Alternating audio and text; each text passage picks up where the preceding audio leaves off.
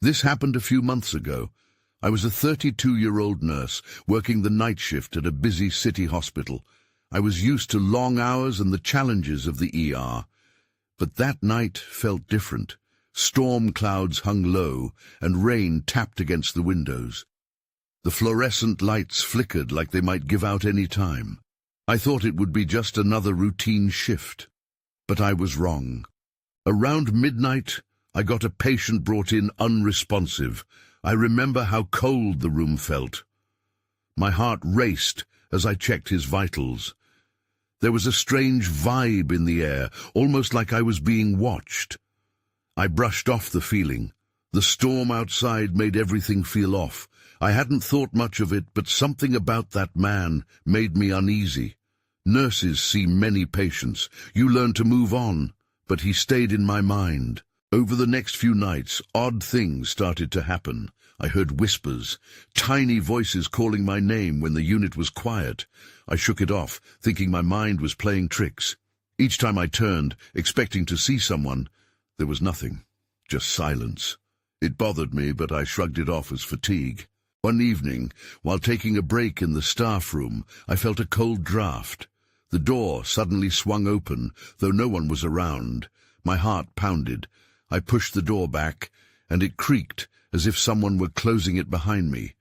I wondered if the late nights were making me paranoid. Maybe I was just exhausted. One night, I noticed a figure out of the corner of my eye.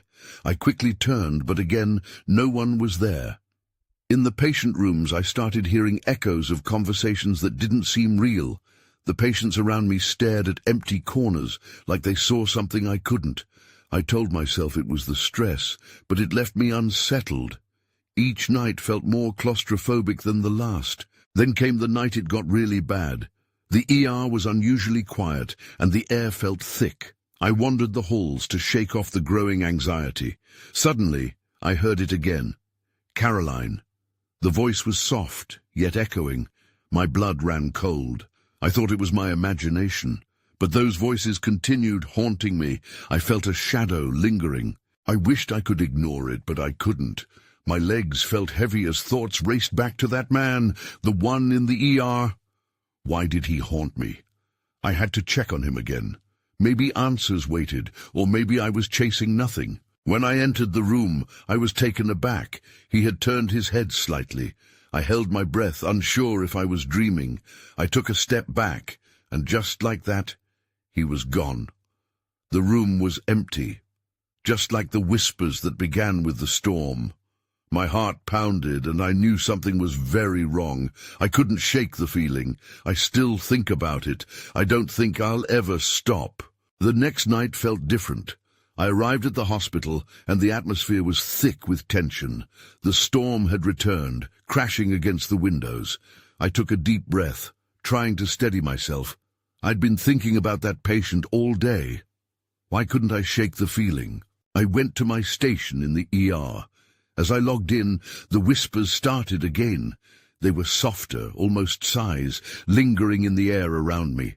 I glanced around the empty unit, searching for a source, but found nothing. I felt my skin crawl. This time, I couldn't dismiss it as fatigue. Throughout the shift, I felt the stares of the patients more acutely. It was unsettling. I tried to focus on my work, but the doubts crept in. Was it the night shift wearing me down, or something more? I needed answers. When the clock struck 3, I decided I couldn't ignore it any longer. It was time to confront my fears. I made my way to the room of that man, the one I couldn't stop thinking about. With every step, my heart beat faster. I had to know if he was truly gone. Entering the dark room, my breath caught. The curtains swayed gently, though there was no wind. Flickering lights cast shadows that danced on the walls. I approached the bed and my pulse quickened. The empty space felt charged, almost alive. That's when I saw it, a small piece of paper crumpled at the edge of the bed. I picked it up, my hands trembling. It was a note. The handwriting was shaky, barely legible. I squinted to read it, my heart racing. Help me, I can't find peace. A chill ran down my spine. What did this mean? Who had written it? I felt a mix of fear and intrigue pushing me forward. Was this man trying to communicate with me? I turned around, suddenly feeling the weight of presence behind me. It was unsettling, like a shadow had formed at my back. I spun around, but the room remained empty. The silence felt louder than ever. I needed to know more about him. Was there something in his notes, maybe even his records? I rushed back to the nurse's station, almost tripping over my own feet. The computer hummed softly, and I logged into the patient database with shaky hands. As I searched for his name, a wave of dread washed over me. I knew this wasn't just about me. I was getting closer to something bigger. Then everything went dark. The lights in the ER shut off abruptly, plunging me into an unsettling abyss. I could hear the storm outside growing louder, reminding me that I was all alone. At least I thought I was. With my heart racing, I fumbled for my phone, the only source of light in the darkness. That's when I heard the faintest whisper again, right behind me. "Caroline!" I froze, pulse pounding in my ears. I looked up, afraid of what I might see. What had I awakened? I can't explain why I didn't just run. Maybe it was the urgency of the whisper, or the sense that I was being drawn into something I couldn't yet understand. Whatever it was, I turned slowly, dropping my phone on the counter. The dim light flickered, casting eerie shadows across the walls. "Who's there?" I called out, my voice sounding small. The air felt heavy, pressing down on my chest. I strained to listen, but all I could hear was the storm raging outside and the distant hum of the hospital machinery. There was a moment of silence, and then I heard it again, clearer this time. "Help me!" The voice was faint, quavering, as if it was caught between worlds. My heart raced as I glanced toward the darkened corridor beyond the nurse's station. Was someone hiding in the shadows? I hesitated, caught between fear and an inexplicable need to help. Despite every instinct telling me to stay put, I stepped forward, my feet carrying me toward the darkness. "Hello?" I ventured again into the void. The words felt foolish even as I said them. No one could respond from this silence. I moved down the hallway, my phone illuminating a path just ahead. Each step echoed, chasing away the silence for only a moment. As I reached the end of the corridor, I saw a slight movement, a shadow darting against the wall. I gasped and tightened my grip on my phone, my only shield against the unknown. Swallowing hard, I continued forward, drawn by a force I didn't understand. That's when I noticed something on the floor, papers fluttering as though caught in a breeze. I knelt and picked up the nearest one. It was a medical report, but not just any report. It was about the man from the note. I scanned the details, heart pounding as I read. His condition had been stable until a sudden collapse. The last line caught my eye. Patient believed to be experiencing hallucinations. Hallucinations? My mind raced. I had seen the note. I had heard his voice. It wasn't just fatigue or my imagination. I was somehow connected to this man's last moments. Was I meant to be here? The temperature in the corridor dropped suddenly, and my breath fogged in the air. A sense of dread surfaced. I felt exposed, vulnerable to whatever dark forces were at play. Just then, the lights flickered back on, bathing me in harsh fluorescent light. In that moment of brightness, something caught my eye at the end of the hall. A figure stood there, just beyond the reach of my phone's beam. I could barely make out a face, but the eyes were wide, staring right at me. I felt a wave of cold wash over me. Then it spoke again, and this time the voice was clear and desperate. "You can't leave me. You have to help me." With growing terror, I stumbled back, dropping the report. My mind raced, and I turned to flee, but the figure moved with unnatural speed. The air crackled with an energy that sent my heart into a frenzy. I had become part of something much deeper than I understood. I needed to escape this nightmare, but as I turned, something pulled at me, forcing me to look back. What lay ahead was more terrifying than I ever imagined. I bolted down the hallway, my feet pounding against the linoleum. The faint light from my phone flickered, casting long shadows that danced on the walls, making me feel like something was right behind me. With every step I took, the echo of the voice haunted my ears. "You have to help me." It was the plea of someone lost, and it resonated deep within me. I ran toward the nurse's station, desperate for safety. As I reached it, I glanced over my shoulder, half afraid to find that ghostly figure chasing me. Relief washed over me when I saw nothing behind me. Still shaking, I leaned against the counter, my breath coming in quick bursts. I needed to regroup and make sense of what had happened. I grabbed my phone and tried to call for help, but there was no signal. The storm outside roared, drowning out my thoughts. I felt trapped, isolated from the world beyond the hospital walls. Dread pooled in my stomach as I remembered the report about the patient. I glanced around the station and spotted a computer terminal. It was worth checking. I rushed to the keyboard, fingers trembling as I logged in with my credentials. Maybe I could find more about the man. My pulse raced as the screen loaded. The patient's name flashed in bold letters, Thomas Harper. I clicked through the files. There it was, the same report I'd picked up, but this time I delved deeper. I read about the sudden collapse, the notes on the hallucinations, and other strange occurrences reported by the medical staff. Then I found something even more unsettling. The last entry was dated just hours ago. Patient's condition worsened, possible connection to recent weather patterns, unclear whether this is physiological or psychological, recommend further observation. Weather patterns. What did that mean? I shivered at the thought of a storm influencing a man's mind. I began to connect the dots in a way that sent chills down my spine. Maybe I wasn't just seeing things. Maybe he was trying to reach out for help for a reason. That's when I heard a faint sound, almost like distant laughter, echoing from the corridor behind me. It was disturbing, disembodied, growing louder. I turned quickly and noticed the lights flickering again. "Not again," I whispered to myself, anxiety creeping back in. Pressing my back against the counter, I forced myself to focus. I needed to figure this out. I couldn't just dismiss his cry any longer. I pulled up more information on Thomas Harper, searching for anything that might help me understand what was happening. Suddenly, the computer screen blinked, and a new message appeared. "Find me!" I froze, staring at the message in disbelief. It was like someone had typed it just for me. The urgency was overwhelming. I felt the air grow thick with anticipation, and my heart thudded, a mix of fear and something else I couldn't identify. I looked toward the corridor, where the laughter had come from, uncertain of what lay ahead, but knowing I could not ignore this call for help.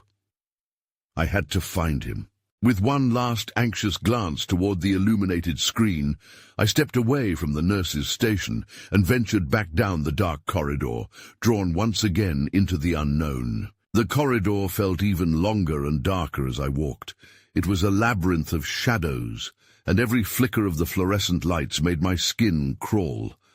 I wasn't sure what I would find, but I couldn't shake the feeling that I was being watched. The laughter echoed again, this time more distinctly, a cruel whisper that taunted me from just beyond my reach. I took a deep breath, battling my rising fear.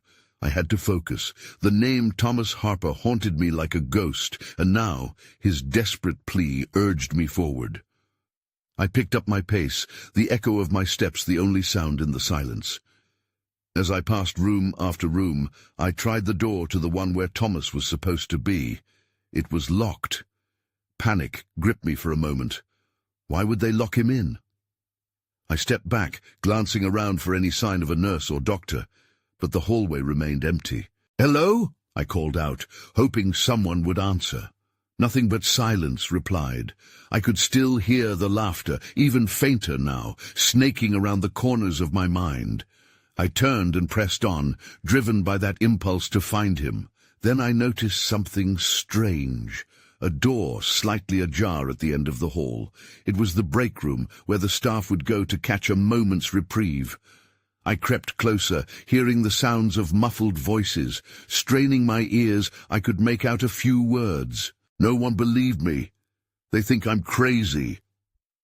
It was Thomas. I recognized his voice, edged with both fear and a desperate urgency. I pushed the door open slowly, peering inside. The lights flickered chaotically, casting sinister shadows over the small space. The room was empty, except for a small table littered with half-finished coffee cups and a single chair tipped over on the floor. My heart raced, and a sense of unease swept over me. Where was he? Suddenly my phone buzzed in my pocket, startling me. I pulled it out, trembling. No signal. But then an idea struck. I opened my notes app and started typing furiously. "Where are you? Are you okay?"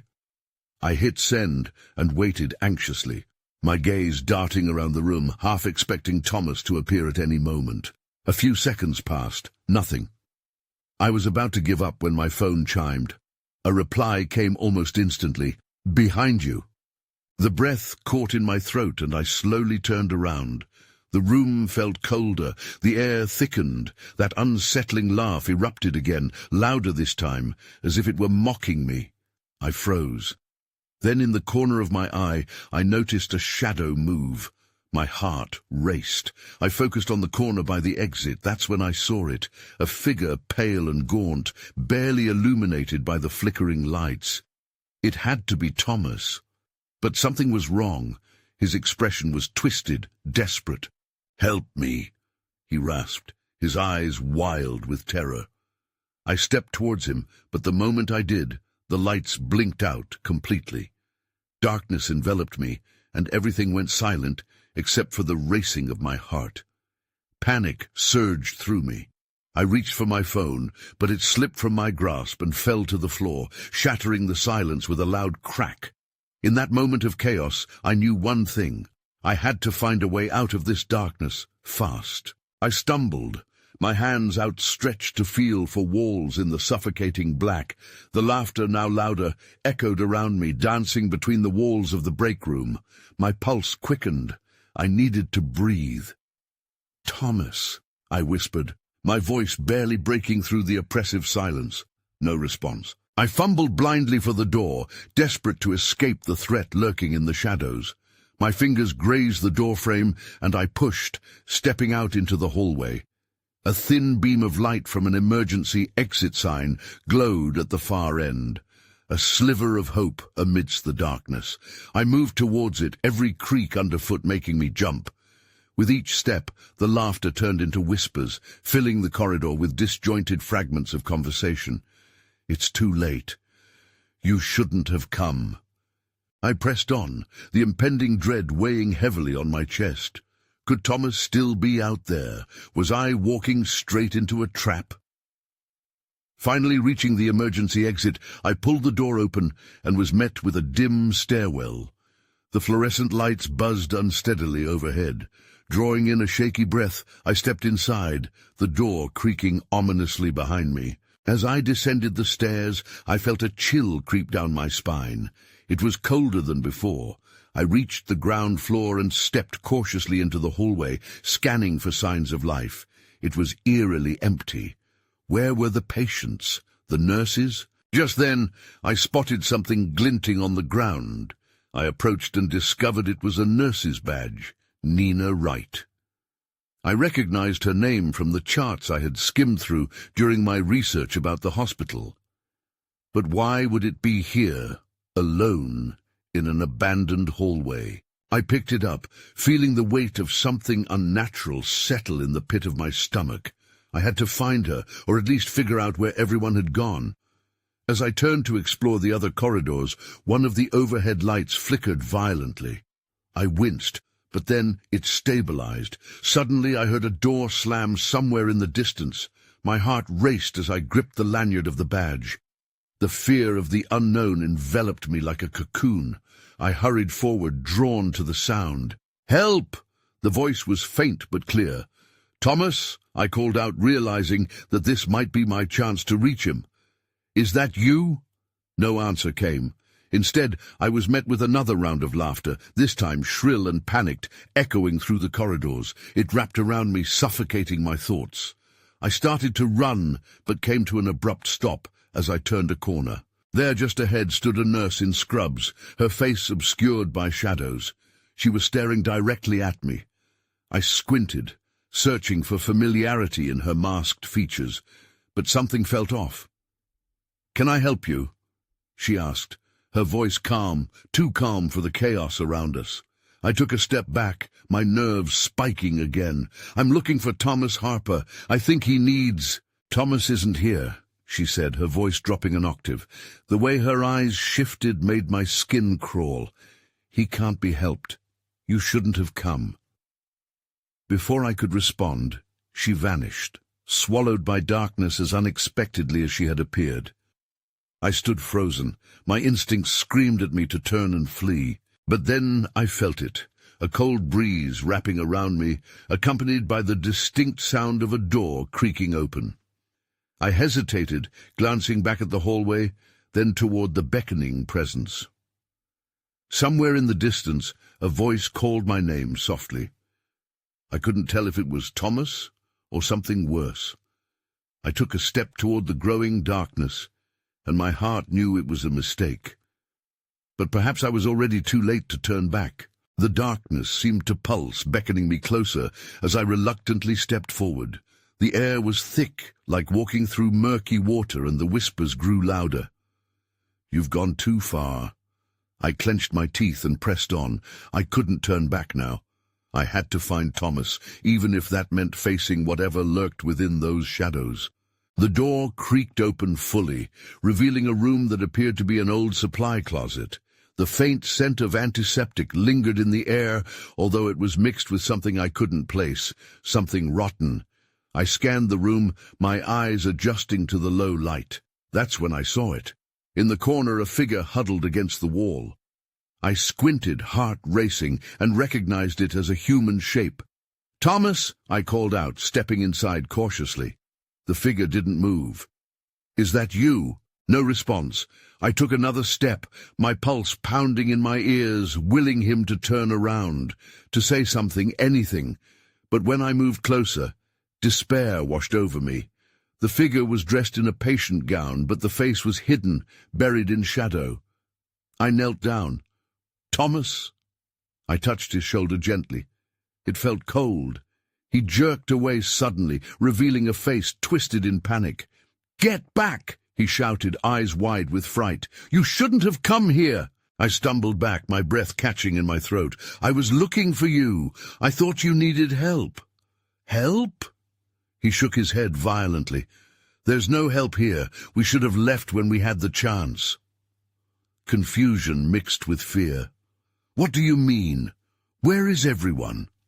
He opened his mouth to answer, but before he could, the overhead lights flickered and dimmed, plunging us into near darkness. The whispering intensified, overlapping with a low, guttural sound that rumbled like thunder. "Please," I urged, "what's happening?" "They're coming," Thomas whispered, eyes darting around the room. "They've been waiting." The lights flickered back on, revealing the room in stark clarity. But something was different. The walls were covered in what appeared to be scratch marks, deep and jagged, twisting ominously across the surface. My stomach dropped. "Thomas, we need to get out of here," I insisted, my voice trembling. "Now!" He shook his head again, more firmly this time.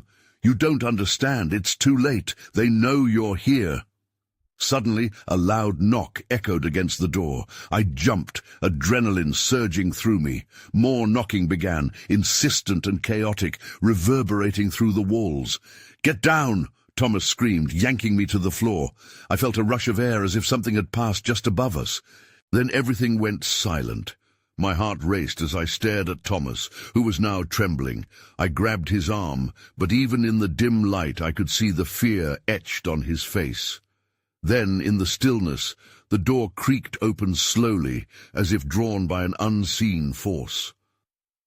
A silhouette stood in the doorway, dark and imposing, indistinguishable from the shadows surrounding it.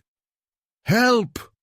a voice echoed, mimicking the faint call I had heard earlier, laced with another layer of malice. My stomach tightened as I instinctively clutched Thomas. I knew we had to go, but fleeing might be the worst decision of all. I held my breath, frozen with terror. The silhouette lingered in the doorway, the voice trailing off into the silence. "Help!" It sounded so helpless, yet it sent chills down my spine. I glanced at Thomas, whose eyes were wide with horror, and I knew we couldn't stay here. I whispered frantically, "What do we do?" Before Thomas could respond, the figure began to move. It stepped closer, and I could see it more clearly. The white gown was stained and tattered, the face obscured by hair that hung like a curtain of darkness. My heart raced as I felt a surge of panic. "Get ready to run," I said, terror coursing through me. "On my count." Thomas gave a slight nod, but it felt more like a tremble than an agreement. I counted silently, trying to focus through the fear. 1, 2, 3. We sprang to our feet.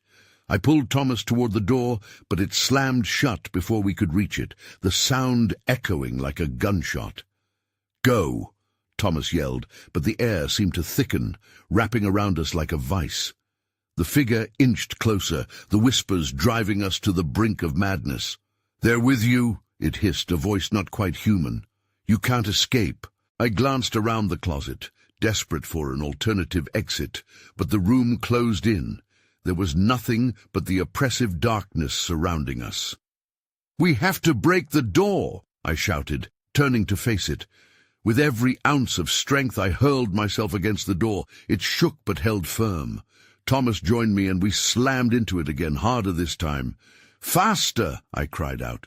With one final push, the door buckled slightly. The figure recoiled, as if the force of our action sent a ripple of fear through it. I could feel the air shift in that moment, and the silhouette hesitated. "Leave," it whispered, voice dripping with malice. "You'll regret this." We didn't stop to consider the threat. We charged again, driven by sheer desperation. This time, the door broke open and we stumbled out into the hallway. Darkness loomed ahead, but we ran blindly, our feet pounding against the cold tile. Behind us, I could hear the figure's voice grow louder, echoing, filled with anger. "You won't get far." My heart raced as we ran toward the nearest exit. But the corridor twisted unnaturally, stretching longer than I remembered. Panic set in. "Where do we go?" I gasped, glancing back to see if it was following us. "Anywhere but here," Thomas shouted. Suddenly the lights flickered once more. A low rumble vibrated through the walls, and I lost my footing, barely catching myself against a grimy wall. I turned to find Thomas had stopped. His eyes widened in horror. "Look!" he pointed, and I followed his gaze. At the end of the corridor, a flickering light cast an eerie glow, revealing more scratching marks, vandalism that was all too familiar. I realized we hadn't left the room at all. We were still trapped in the hospital, and whatever the thing was, it was closing in on us. I had to act fast. It was now or never. "This way!" I yelled, darting down the corridor toward the flickering light, hoping it led us out. But as we ran, I couldn't shake the feeling that we were not alone. The walls seemed to move, shifting subtly, as if they were alive. "Stay close," I urged, anxiety bubbling in my throat. Then I heard it again, the soft voice echoing through the chaos. "Help!" My stomach dropped. It wasn't over yet. I turned to Thomas, my eyes wide. "Did you hear that?" He nodded, his face pale. "It's close." We sprinted toward the flickering light as the whispers grew louder, wrapping around us like tendrils, creeping into our minds. I felt that we were both racing against something far worse than just the figure. Whatever it was seemed to feed off our fear. The corridor twisted again, bending in ways that didn't make sense. I felt as if we were moving through a nightmare, each turn dragging us back to the heart of the horror. Every breath I took burned in my throat as I shouted, "Keep moving!" Ahead, the flickering light dimmed and the whispers turned into anguished cries. "Help me, please!" It came from everywhere at once. A chill shot through my spine. These weren't just echoes. They were pleas that seeped into my soul. "Thomas!" I urged, but he was already hesitating, his eyes scanning the shadows around us. "We can't stop." We have to push through." The light finally gave way to a doorway at the end of the hall. I could see the outline of an exit sign, painted in dim red. Our hope swelled for a moment. That's it. As we approached, though, the door started to shake, rattling ominously as if something was on the other side trying to break through. "Run!" I shouted. We charged, feet pounding against the tile. I shoved my shoulder against the door, throwing it open. It creaked and groaned, but it swung wide, revealing a stairwell descending into darkness. "Down!" Thomas yelled. But no sooner had we stepped inside when I felt a gust of icy wind at our backs. The door slammed shut behind us with a deafening bang. We were cut off. "Now what?" Thomas said, panic creeping into his voice. I glanced down the stairs. "Maybe we can find another way out?" Without waiting for an answer, I took the first step. The air grew colder with each descent, and the faint whispers from above faded into a soft hum. I could still hear the pleading voice, like a ghost echoing through eternity. As we reached the bottom, the darkness enveloped us entirely. A flickering bulb buzzed overhead, barely illuminating our surroundings. I squinted. We were in what seemed like an abandoned basement. Old medical equipment lined the walls, covered in dust and cobwebs. "Where are we?" Thomas whispered, his voice barely above a breath. Before I could respond, I saw something shift in the corner of the room. My heart dropped as a figure emerged from the shadows, another silhouette marked by a white gown. This one wasn't gliding like the last. It stumbled forward, its movements erratic. "Help!" It moaned. I stepped back instinctively, and Thomas grabbed my arm tightly. "What is this?" he gasped. The figure got closer, its face finally becoming visible. It was a woman, but her features were distorted, eyes wide, mouth agape in a silent scream. "You must go back," she choked out, voice trembling. "You must leave this place." The warnings echoed in my mind, but just as I processed her words, the lights above us flickered violently. Shadows began to close in, encircling us. My heart raced with fear. "We can't stay here!" I shouted desperately. Then everything went black. I gasped as the darkness swallowed me, only the pounding of my heart and the distant echo of Thomas's heavy breathing grounding me. I didn't know if I'd lost him in the chaos or if he was still beside me, but instinct took over. I began to move forward, one foot in front of the other, praying to feel a wall or anything solid around me. The stillness was suffocating. For a brief moment all I could hear was my breath, harsh and panicked. Then, out of the darkness, a soft light flickered to life. I stumbled toward it as more whispers crept into my mind, cold and hollow. "Help us. Go back." Clenching my fists, I fought against the despair. "Thomas," I called, my voice echoing in the stillness. "Are you there?" Panic clawed at my throat, but I forced myself to keep moving. I stepped cautiously, drawing in shaky breaths, hoping I wasn't walking deeper into a trap. "Caroline?" The whisper cut through the silence like a knife. It wasn't Thomas's voice. The tone was eerily familiar. Fear coiled tight around my chest. I halted on instinct, scanning the shadows. Everything looked the same, indistinguishable in the dim light. "Stop!" The shout came from somewhere behind me. My heart dropped as I turned, but the voice was just a distorted echo, bouncing through the void. The frail light flickered again, revealing what looked like an exit sign, illuminated in crimson. Another glimmer flickered through my mind. A way out. "Come on, I think I found it," I shouted, propelled by newfound determination. I rushed toward the light, desperate to escape the consuming shadows. Just as I reached for the door, a cold breeze swept through the space, chilling me to the bone and causing the light to flicker wildly. I paused, heart racing as I felt an unseen force reach out, brushing against my skin. The light dimmed completely. I spun around, trapped in a cocoon of darkness once more.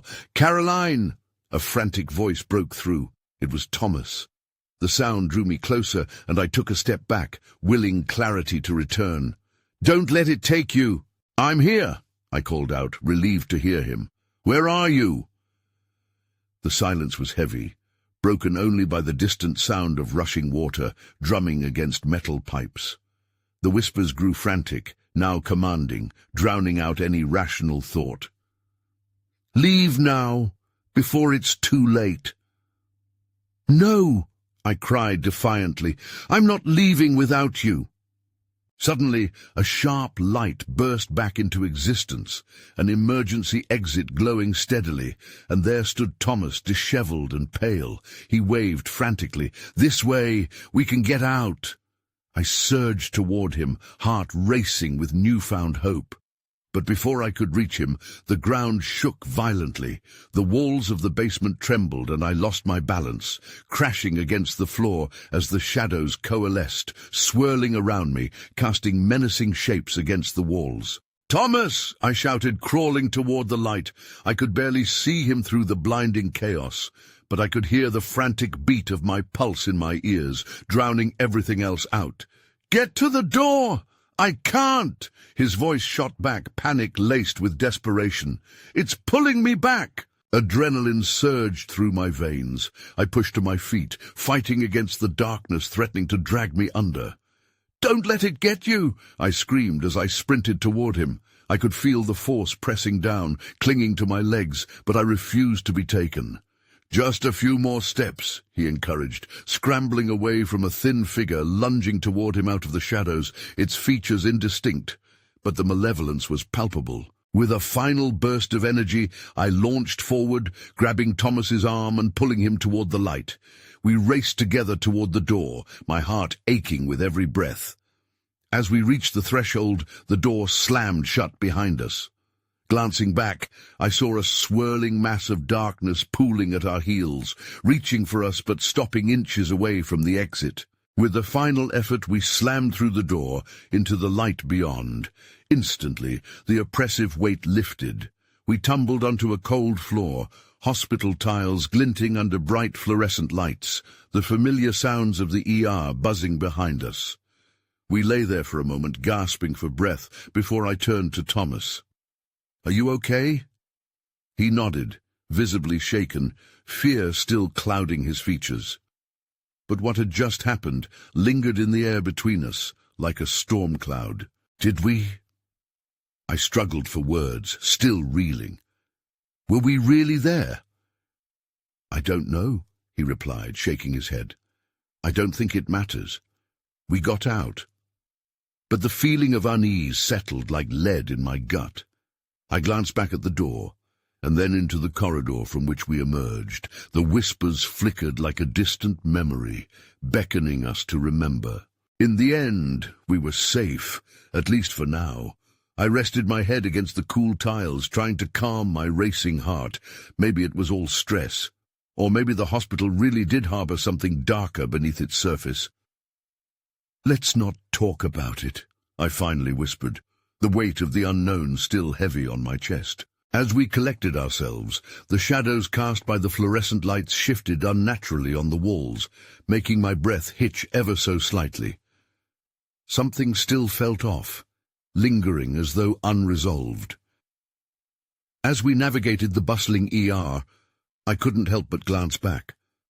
The whispers faded but echoed in my mind, a chilling reminder. I may have escaped, but the questions remained, and maybe, just maybe, they were worth pondering.